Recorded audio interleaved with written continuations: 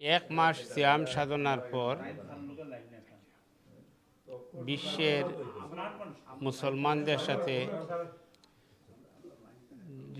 মুসলমানদের সাথে যুক্তরাজ্য প্রবাসী বাঙালি মুসলমানরাও ঈদ উদযাপন করতেছে ইস্ট লন্ডনের ব্রিকলেন জামে মসজিদে। আজকে আমরা নামাজ আদায় করলাম।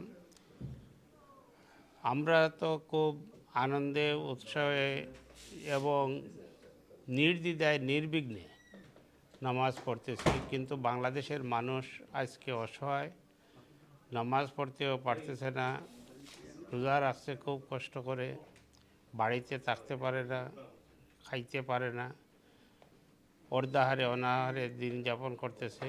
তাই আমি আল্লাহ রাব্বুল আলামিনের কাছে প্রার্থনা করি, জননেত্রী শেখ হাসিনাকে নিয়ে যাতে আমরা বাংলাদেশে যেতে পারি এবং বাংলাদেশকে আবার সুখী সমৃদ্ধশালী বাংলাদেশ হিসাবে গড়ে তোলার লক্ষ্যে আমরা সবাই জননেত্রী শেখ হাসিনার নেতৃত্বে ঐক্যবদ্ধভাবে কাজ করব। সবাইকে ঈদের শুভেচ্ছা জানাচ্ছি।